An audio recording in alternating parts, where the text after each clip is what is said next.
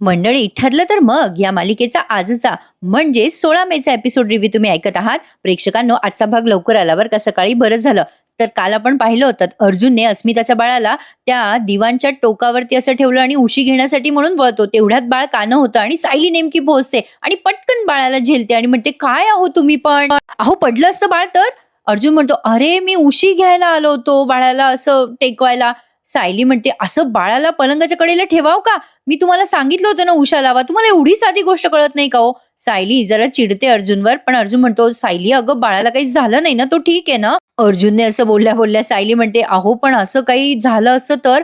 अहो असं नका करत जाऊ, म्हणजे थोडंसं तुम्ही बघायला हवं होतं ना बाळाकडे, लक्ष द्यायला हवं होतं.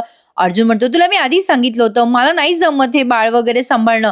तू असं, तुला नाही माहिती ग, मी असं लहान बाळाला नाही सांभाळलेलं. सायली म्हणते, असं काही नाहीये, बाळाची सवय व्हावी लागते, मग जमतं बरोबर. अर्जुन म्हणतो, पण मला नाहीये सवय वगैरे, बाळाला काही झालं असतं तर अस्मिता ताईला काय उत्तर दिलं असतं मी? सायली म्हणते, इकडे या बरं, इथे बसा.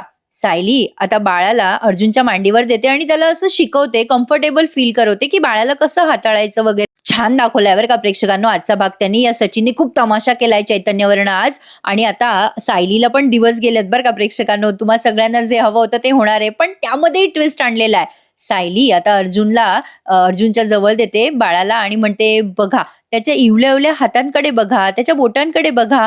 अहो बाळ सांभाळायची भीती तुमच्या मनातून कधी निघून जाईल ना, तुम्हाला कळणार पण नाहीये. तुम्हाला बाळ सांभाळायला जमणार नाही हे मनातून आधी काढून टाका बरं. बघा, बाळाला बघा जरा. सायलीने बाळाच्या दुधाची बॉटल पण अर्जुनकडे दिली आणि अर्जुनला म्हणते, द्या त्याला आता दूध द्या बरं. मग सायली मनात विचार करते, बरं झालं त्यांनी बाळ निदान मांडीवर तरी घेतलं, नाहीतर त्यांच्या मनातली भीती मला काढताच आली नसती. म्हणजे असं ती मनातल्या मनात बोलत असते, पण अर्जुनही मनातल्या मनात बोलत असतो, काय सांगू तुला बायको, काही झालं तरी माझ्या मनातनं बाळ सांभाळायची भीती जात नाहीये. मी अशा जबाबदारीसाठी अजून तयार नाहीये, हेच खरं. हे जरा विचित्रच ट्रॅक आणलाय बरं का त्यांनी. आता अर्जुनला बाळ न सांभाळायला काय झालं आणि असं कितीसं छोटं बाळ वडिलांकडे असतं बरं प्रेक्षकांनो. तेवढ्यात आता सायलीला कल्पनाताई आवाज देतात. सायली म्हणते, आले आले आई. अर्जुन म्हणतो, याला पण घेऊन जा हं सायली. सायली म्हणते, हो मी बाळाला नेणारच आहे. बाळाला घेऊन सायली जवळ घेते बाळाला आता सायली आणि म्हणते, बरं गेली की नाही भीती तुमची आता? अर्जुन म्हणतो, हो हो थोडी थोडी गेली. असं म्हणून आता सायली निघून जाते खाली. अर्जुन सायली गेल्यावर विचार करतो, बाप रे, नाही नाही मला हे जमणं शक्यच नाहीये, म्हणजे असं तो मानेने नकार देतो. हे कुछ ज्यादा हो रहा है बरं का प्रेक्षकांनो. असो, आता पुढच्या सीन मध्ये आपण बघतोय कल्पनाताई आणि विमलने मिळून शिरा केलाय बरं का, आंब्याचा शिरा केलाय. प्रेक्षकांनो, हे आंब्याचा शिरा करणं आज अगदी कंपल्सरी आहे बरं का, बघावंच लागणार आहे. आंब्याचा शिरा नेमका लागतो तरी कसा, मी बाई अजून केलेला नाहीये. कल्पनाताई शिऱ्याची टेस्ट घेऊन म्हणतात, मस्त झाला ग विमल शिरा. तेवढ्यात प्रतापराव येऊन विचारतात, काय गो कल्पना, काय खातीयस एवढं चवीने? मग कल्पनाताई सांगतात, अहो सायलीने केलाय शिरा, बघा तरी कसा झालाय, आंब्याचा शिरा आहे. मग प्रतापराव पण टेस्ट घेतात आणि म्हणतात, मस्त फारच छान झालाय शिरा. सायलीच्या हाताला प्रतिमाच्या हातची चव आहे. मग कल्पनाताई म्हणतात, अहो त्यात काय नवल आहे, ती तर आहेच चव. मग तेवढ्यात सायली येते आणि म्हणते, आवडला का शिरा तुम्हाला आई बाबा? कल्पनाताई म्हणतात, अगं तू एखादा पदार्थ केला आणि तो आम्हाला आवडला नाही, असं कधी झालंय का? सायली म्हणते, हो पण आई हा शिरा ना मला प्रतिमात्याने शिकवलाय बरं का. प्रतापराव म्हणतात, अगं आम्ही तोंडात घास घेतल्या घेतल्या कळलं बरं का आम्हाला ते. सायली म्हणते, मी ना पूर्णाजीसाठी खरं तर हा शिरा बनवलाय आज. अश्विन भाऊजी म्हणत होते की पूर्णाजीची शुगर सध्या नॉर्मल आहे, त्यामुळे पूर्णाजीसाठी केलाय हा खास शिरा. मग कल्पनाताई म्हणतात, अगं बाई हो, तुला पूर्णाई आवाज येत होत्या बरं का मगाशी. मग सायली म्हणते, हो आई तुम्ही जरा बाळाला बघता का, मी घेऊन जाते पूर्णाजीसाठी शिरा आणि त्यावर आंब्याच्या फोडी पण टाकायच्यात बरं का शिऱ्यावर. प्रतापराव म्हणतात, काय ग सायली तू काय म्हणालीस, शिऱ्यावर आंब्याच्या फोडी? सायली म्हणते, हो पण पूर्णाईला आवडतं ना म्हणूनच म्हणाले. प्रतापराव म्हणतात, अगो पण तुला कसं माहिती सायली? कल्पनाताई म्हणतात, अगं तन्वी जेव्हा लहान होती ना, तेव्हा तन्वी शिरा केल्यावर असंच हक्काने या आंब्याच्या फोडी टाकायची बरं का शिऱ्यावर आणि मग पूर्णाईला नेऊन द्यायची. तुला कसं कळलं सायली हे सगळं? सायली आता सहज म्हणते, मला ह्यांनी. आता लगेच प्रतापराव म्हणतात, आलं आमच्या लक्षात, तुला अर्जुनने सांगितलं ना सायली? सायली म्हणते, नाही नाही ह्यांनी नाही. तेवढ्यात आता पूर्णाजी आतून आवाज देतात, सायली अगं नाश्ता आणतेस का माझा? सायली म्हणते, बरं बरं आणते पूर्णाजी. प्रतापराव म्हणतात, बरं जा घेऊन शिरा.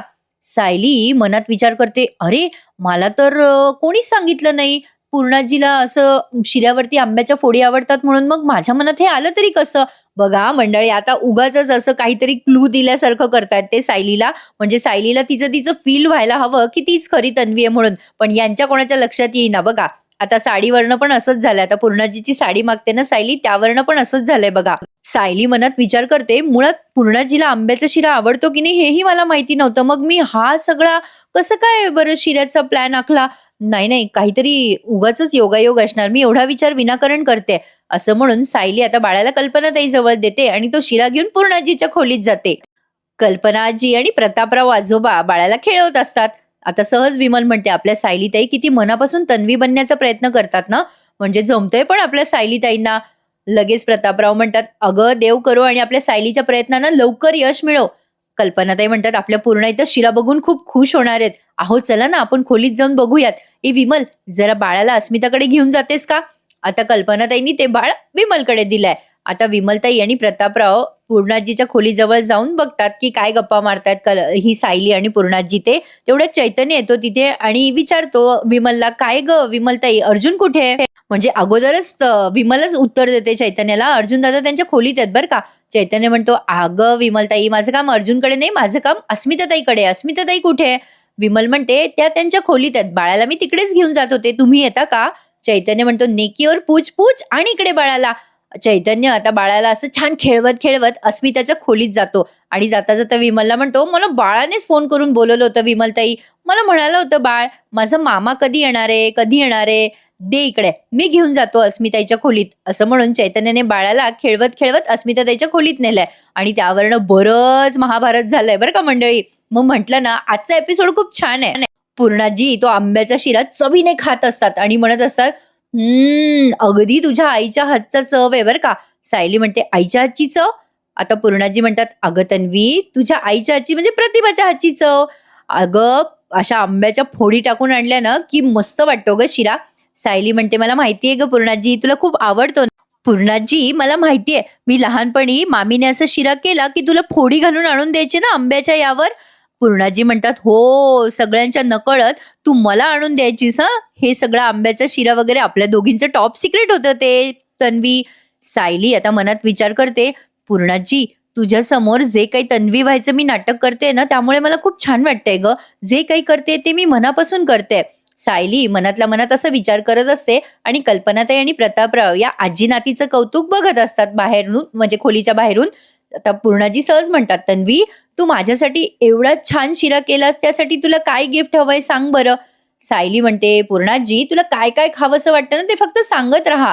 पूर्णाजी म्हणतात, नाही बाई, तू माझ्याकडे मागितलंच पाहिजेस काहीतरी. माझं जे काही आहे ते तुम्हा नातवंडाचंच तर आहे. अगं तन्वी, शिरा आहे फक्त निमित्त ग. मग सायली म्हणते, पूर्णाजी खरंच मागू? अगं मला ना तुझी साडी हवी आहे, देशील का? पूर्णाजी म्हणतात, देवा, अगं काय ग तन्वी, साडी मागायला काय लहान आहेस का? आजी, मी खूप छान चित्र काढलं, आता तुझी साडी दे बरं मला नेसायला. असं म्हणायला तू लहान तन्वी आहेस का? अगं अशा काठापदराच्या साड्या, काय ग पोरीनो, तुम्ही अशा साड्या कुठे नेसता आजकाल? वापरलेली साडी कशाला, मी तुला नवीन साडी आणून देते. सायली म्हणते, नाही ग आजी, मला तुझी वापरलेली साडीच हवी आहे. पूर्णाजी म्हणतात, तन्वी, तू लहानपणी माझी साडी नेसून घरभर फिरायची, तसं आता करायचंय का? सायलीच्या तोंडून अचानक शब्द निघतात बरं का प्रेक्षकांनो. हा सीन बघायला छान वाटलंय. सायली म्हणते, तुझी साडी मी नेसीन पूर्णाजी. तुझ्या साडीतला मायेचा ओलावा मला पुन्हा एकदा अनुभवायचा आहे. तुझी ही साडी नेसली ना की तुझा आशीर्वाद आणि मायेचा ओलावा मला पुन्हा मिळेल असं मला वाटेल ग पूर्णाजी. आता सायली हे अचानकपणे बोलून जाते. पूर्णाजी म्हणतात, वेडी ग माझी तन्वी, तुला कुठली साडी हवी आहे सांग बरं. आता सायली एकदम म्हणते, साडी? कुठली साडी? म्हणजे तिला कळलंच नाही मगाशी ती जे काही बोलली ते असं त्यांनी भासवलंय बरं का. पूर्णाजी म्हणतात, असं काय करतेस बेटा, तू आता मला म्हणालीस ना की तुला मी वापरलेली साडी हवी आहे, जा घे बरं कपाटातनं. सायली आता हो म्हणते आणि पूर्णाजीचं कपाट उघडते. त्यात खूप सुंदर सुंदर काठपदराच्या साड्या असतात बरं का प्रेक्षकांनो. किती छान ना. आजीची साडी घालायला कोणाला नाही आवडणार. त्यातनं आजीच्या साडीचा ड्रेस करायला तर आणखीन जास्ती आवडेल नाही का. सायली आता त्या कपाटाजवळ जाते आणि विचार करते की माझ्या तोंडून असं नकळत काय बोलून गेले मी. काहीच न ठरवता मी तन्वीसारखी कशी काय वागते. सायली कपाट उघडते आणि त्यातनं बऱ्याच साड्या बघते आणि त्यातनं एक राणी कलरची काठपदराची साडी ती चॉईस करते. सायलीला हा कलर खरंच खूप उठून दिसतो बरं का मंडळी. तुम्हाला कुठला कलर आवडतो आणि कुठला कलर तुमच्यावर उठून दिसतो मला कमेंटमध्ये नक्की कळवा. मला पण एक्झॅक्टली सायलीसारखाच राणी कलर आणि ऑरेंज कलर आणि त्यातनं पांढऱ्या रंगाशी कुठलंही कॉम्बिनेशन मला आवडतं बरं का मंडळी. तुमची अशी चॉईस असेल तर मला कमेंटमध्ये नक्की सांगा. प्रत्येकाची आपापली एक आवड असते नाही का. तर सायली ही साडी पूर्णाजीला दाखवते आणि म्हणते, ही साडी घेऊ का ग पूर्णाजी? पूर्णाजी म्हणतात, घे हं बेटा. तुला माहितीये या साडीसोबत तुला माझाच नाही तर तुझ्या आजोबांचा पण आशीर्वाद मिळणार आहे. पूर्णाजीने आता सायलीला एक छोटीशी गंमत सांगितली आहे जुनी. त्या म्हणतात, अगं दिवाळीच्या वेळेला तुझ्या आजोबांनी मला ही साडी आणली होती. फार पूर्वीची गोष्ट आहे. त्यावेळेला ते मला काय म्हणाले होते माहितीये का तन्वी? ते म्हणाले होते, आपल्याला नाच झाली ना की ही साडी तू तिला दे हं. मग सायली हसून म्हणते, अय्या खरंच पूर्णाजी? पूर्णाजी म्हणतात, हो ना अगं तन्वी, मी त्यावेळेला खूप हसले होते बघ. फार दूरचं बोलताय तुम्ही असं मी त्यांना म्हटले होते. आपल्याला नात होईपर्यंत तेव्हा फॅशन बदलली असेल, आवडी-निवडी बदलल्या असतील. तुला माहितीये तन्वी, तेव्हा ते मला काय म्हणाले, आपली नात इतकी गुणी असेल ना की ती स्वतःहून ही साडी मागेल बघ. ह्याची किंमत कळेल हा आपल्या नातीला. आता त्यांचं बोलणं आज किती खरं ठरलं बघ तन्वी. पूर्णाजी हे सगळं मायेने आणि आपुलकीने सांगतात, पण त्यांना हे कळत नाहीये की ते त्यांचं आजोबांचं बोलणं खरंच तंतोतंत खरंच ठरलंय. कल्पनाताई आणि प्रतापराव हे कौतुकाने बघतायत बरं का मागून. पूर्णाजी म्हणतात, बेटा तन्वी, ही साडी तू नेस हं, तुला खूप शोभून दिसणार आहे. सायली म्हणते, पूर्णाजी मला माहिती नाही ग मी तुझ्या इतकी सुंदर आहे की नाही, पण तुझी ही साडी मला नक्कीच सुंदर बनवेल. आता इकडे प्रतापराव आणि कल्पनाताई एकमेकांशी बोलताना आपल्याला दाखवलेत. प्रतापराव म्हणतात, कल्पना, बघ सायली नाटक करते, पण खरं सांगू का, कधी कधी वाटतं आपली लहानपणीची गोड तन्वी परत आलीये सायलीच्या रूपात. कल्पनाताई म्हणतात, हो ना, बघा ना, पूर्णाई सुद्धा सायलीमुळे किती आनंदात आहेत. पूर्णाजी सायलीची म्हणजे तन्वी समजून सायलीची दृष्ट काढत असतात बरं का. कल्पनाताई म्हणतात, सायलीने ना तन्वीच्या छोट्या छोट्या गोष्टी अर्जुनकडनं नक्कीच समजून घेतल्या असतील. म्हणजे आपली तन्वी पण लहानपणी पूर्णाईंच्या साड्या अशीच मागायची ना, म्हणजे हे सगळं तिला अर्जुन सांगत असणार ना. आता यांचाच असा एक भ्रम करून घेतलाय की सायली जे काही वागते बोलते ते सगळं तिला अर्जुन शिकवतोय असं या कल्पनाताईंना आणि प्रतापरावांना वाटतंय. तर सायलीने पूर्णाजीची साडी फायनली घेतली. आता ती कधी नेसते त्याची वाट बघावी लागेल आपल्याला. तर असो, चैतन्य आता अस्मिताच्या खोलीत आलाय आणि अस्मिताचं आणि त्याचं बोलणं सुरू असतं. चैतन्य म्हणत असतो, हे बघ अस्मिताताई, आता तुझं ठरलंय ना, काही झालं तरी या गोष्टी मनाला लावून घ्यायच्या नाही. आणि तुला माहितीये, तुला कधीही मन मोकळं करावंसं वाटलं तर मी, अर्जुन आणि अश्विन आहोत तुझ्यासोबत. चल काळजी करू नकोस. असं म्हणून आता चैतन्य तिथून जाणारच असतो बरं का. तेवढ्या तिथे सचिन येतो. दार उघडल्या उघडल्या चैतन्य आणि अस्मिता त्याला दिसतात आणि त्याचं डोकं सरकतं आणि तो आता वाटेल ते आरोप करायला लागतो अस्मिता आणि चैतन्यवर. तो आता सचिन दोघांना म्हणतो, एक्स्ट्रीमली सॉरी हा, तुम्हा दोघांना मी डिस्टर्ब केलं ना. नाही, ऍक्च्युली दार बंद बघितल्यावरच मला कळायला हवं होतं की तुम्ही दोघं आतमध्ये असाल. सॉरी सॉरी, माझ्या लक्षात नाही आलं हं. अस्मिता त्याच्याकडे रागाने बघत असते. सचिन म्हणतो, चालू द्या तुमच्या दोघांचं जे चाललंय ते, मी जातो हा बाहेर. चैतन्य म्हणतो, ए काय बोलतोयस तू सचिन, मी इथे बाळाला खेळण्यासाठी बाळासोबत खेळायसाठी आलो होतो. सचिन म्हणतो, अरे मग थांब ना. नाही, रिलॅक्स रे, कशाला एवढं टेन्शन घेतोय. अगदी नेहमीच्या हक्काने थांब रे इथे चैतन्य. त्याचं काय आहे, माझ्यापेक्षा तूच जास्ती माझ्या रूम मध्ये दिसतो आजकाल. चैतन्य म्हणतो, ए सचिन काय बोलतोयस तू, अरे बाबा काही गैरसमज करून घेऊ नकोस. सचिन म्हणतो, गैरसमज नाही रे चैतन्य, गैरसमज नाहीये. काय आहे ना, आत्ता काय ते खरं कळतंय मला. अस्मिता चिडते आणि म्हणते, ए सचिन, तुझं डोकं ठिकाण्यावर आहे का, काय बोलतोयस तू, कळतंय का तुला. चैतन्यला मी लहानपणापासून ओळखते. अर्जुन आणि अश्विन सारखा आहे तो मला. तो माझा मानलेला भाऊ आहे.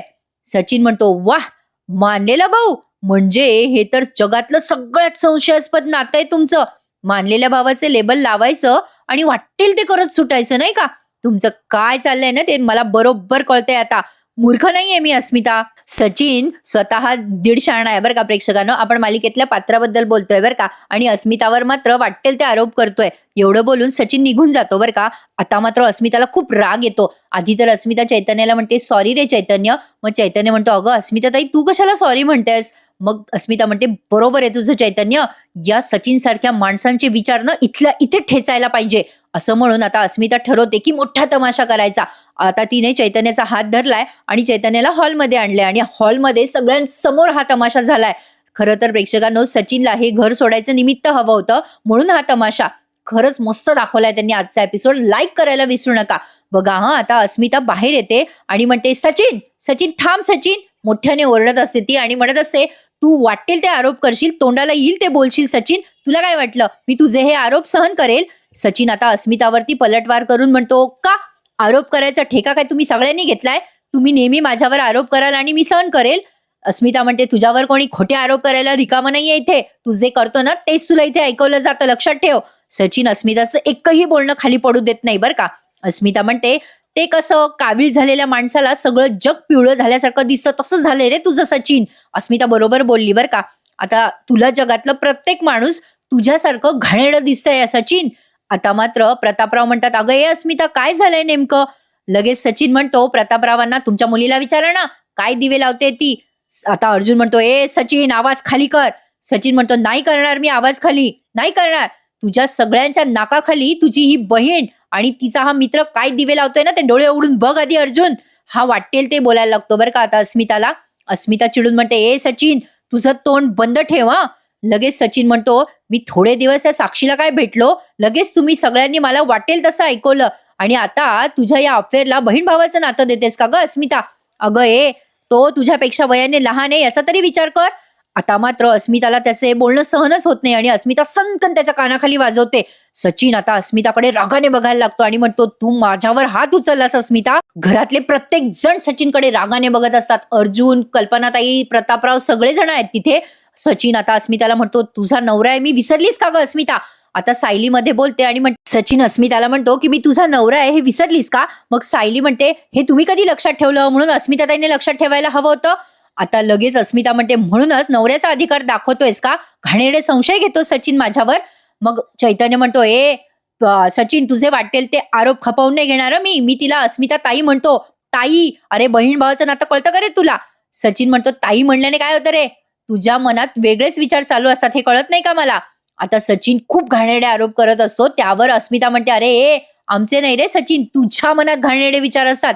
आमच्यावर आरोप करून तू तुझं साक्षी सोबतचं प्रकरण झाकण्याचा प्रयत्न करतोयस का? अरे तुझं प्रकरण अजूनही सुरू आहे हे माहिती आहे आम्हा सगळ्यांना. तरी सुद्धा आमच्या घरामध्ये आम्ही ठेवून घेतलंय. अरे तुझ्यावर समजलेले उपकार समज." आता मात्र सचिनने अस्मितावर हात उगारला बरं का आणि म्हणतो, "हाऊ डेअर यू अस्मिता." आता लगेच अर्जुन येतो आणि सचिनचा हात धरतो आणि म्हणतो, अस्मिता ताईवर हात उचलण्याची तुझी हिंमत कशी झाली?" आता सायली म्हणते, "सचिन भाऊजी, ही तुम्हाला मिळालेली शेवटची संधी समजा. तुम्ही पुन्हा एकदा जर अस्मिताताईंवर हात उगारला ना तर याद राखा." प्रत्येक जण आता सचिनकडे रागाने बघत असतं बरं का. अर्जुन म्हणतो, "हात तोडून तुझ्या हातात देईल मी सचिन, लक्षात ठेव." आता सचिनचा हात अर्जुनने असा फेकलाय तिथल्या तिथे, म्हणजे बाजूला सारलाय. कल्पनाताई म्हणतात, "काय रे स्वतः पकडला गेलाय सचिन आणि तू आता अस्मिता आणि चैतन्याच्या नात्यावर घाणेरडा आरोप करत सुटलायस. काही वाटतं का रे तुला? तू आणखीन किती पातळी सोडून वागणार आहेस?" आता सगळेजण त्याला बोलायला लागतात बरं का. अर्जुन म्हणतो, "अरे तुला बहीण भावाचं नातं काय कळणार आहे सचिन? अरे तुला कुठलंच नातं कळू शकणार नाहीये." तर सायली म्हणते, "अहो काय हो सचिन भाऊजी, अस्मिताताई तुमच्या बाळाच्या आई आहेत याची तरी जाण राखा." लगेच हा सचिन टाळ्या वाजवायला लागतो आणि म्हणतो, "वा वा वा वा रे वा, म्हणजे तुमच्या सगळ्यांचा अस्मिता आणि चैतन्याच्या अफेअरला सपोर्ट आहे तर." हा त्याला वाटेल ते बोलतोय बरं का प्रेक्षक. सचिन म्हणतो, "ही अस्मिता चैतन्यकडनं गिफ्ट घेते, तासन तास त्याच्याशी गप्पा मारत असते. हे सगळं तुम्हाला सगळ्यांना चालतं वाटतं आणि मी साक्षी सोबत बोललो काय तर लगेच तुम्ही सगळ्यांनी माझ्यावर आरोप करायला लागलात. म्हणजे मी दुसऱ्या मुलीकडे बघितलं तरी मी वाईट ठरतो. वा रे वा." अर्जुन आता त्याची कॉलर धरतो आणि म्हणतो, आता पुन्हा जर अस्मिताताईबद्दल एक शब्द जरी बोललास ना तर गाठ माझ्याशी आहे." आता सचिनने अर्जुनचा हात असा मागे झटकला आणि म्हणतो, कोणाला धमकी देतोयस रे अर्जुन? मी नाही घाबरत तुला. चल निघ. आणि माझा तुम्हा सगळ्यांशी काहीही संबंध नाहीये आता.